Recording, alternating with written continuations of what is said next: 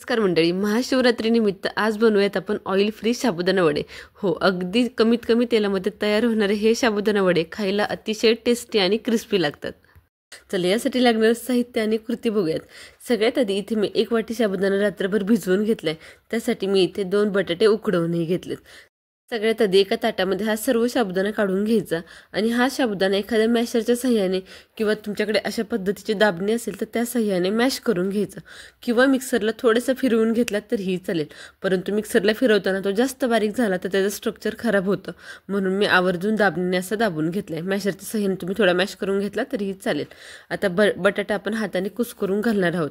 हाताने कुस्करून का तर त्याचे जे बटाट्याचे तुकडे असतात ते खाताना दाताखाली छान लागतात म्हणून, किंवा जर तुम्ही किसून घातला तर हे मिश्रण जास्त ओलसर होण्याची शक्यता असते. त्यामुळं किसून न घेता हाताने छान मॅश करून घालायचा. त्याचबरोबर हे दोन्ही आपण छान एकत्र मळून घेणार आहोत. त्यामुळे मळताना देखील बटाटा छान मऊसूद होऊन जातो, त्यामुळे अगदी किसायची गरज नाही आहे.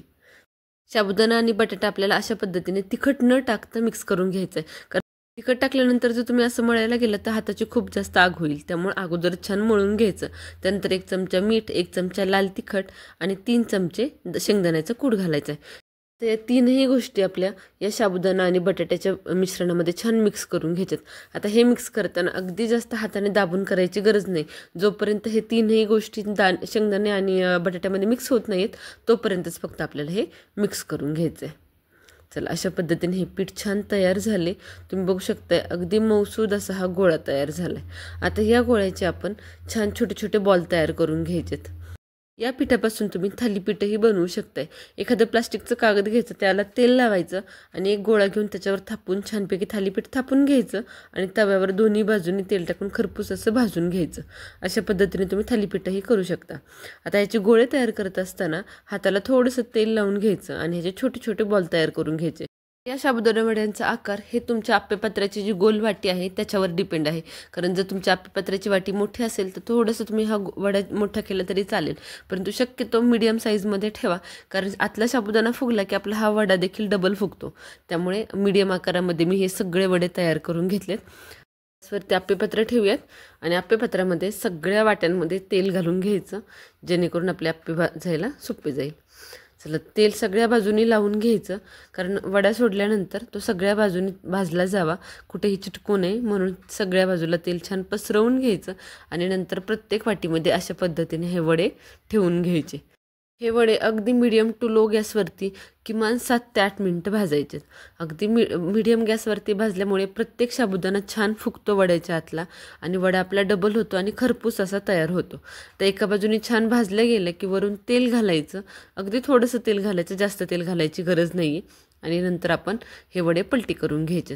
तुम्ही बघू शकता किती सुंदर असा कलर आला आहे आणि अगदी खरपूस असे ते भाजले जातात. भाजताना कुठेही घाई करायची नाही आहे, कारण साबुदाणा अगदी आतपर्यंत शिजला जावा यासाठी मीडियम टू लो गॅसवरती आपण हे वडे भाजून घ्यायचेत. तुम्ही बघू शकता साईजही डबल व्हायला सुरुवात झाली आहे. जसजसा साबुदाणा आतला शिजेल तसतसं वडा आपला फुगला जातो.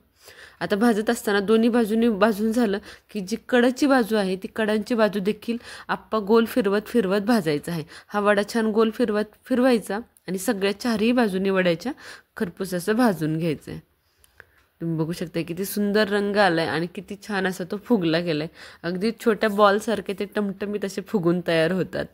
चला, तर हे सगळे आप्पे काढून घेऊयात आणि सर्व करायला घेऊयात. अगदी 10 ते 15 मिनटामध्ये तयार होणारी ही रेसिपी आहे. ऑइल फ्री आहे. कमीत कमी तेलामध्ये सुंदर असे हे आप्पे तयार होतात. तुम्ही याला नेहमीच्या उपवासाच्या पदार्थांपेक्षा वेगळं काहीतरी नक्की ह्या महाशिवरात्रीला ट्राय करा आणि हे साबुदाणा वडे कसे वाटले हे कमेंट सेक्शनमध्ये नक्की सांगा. चॅनलला जर आपल्या आत्तापर्यंत सबस्क्राईब केलं नसेल तर नक्की सबस्क्राईब करा. भेटूयात पुन्हा एकदा अशाच खमंग रेसिपीसोबत. धन्यवाद.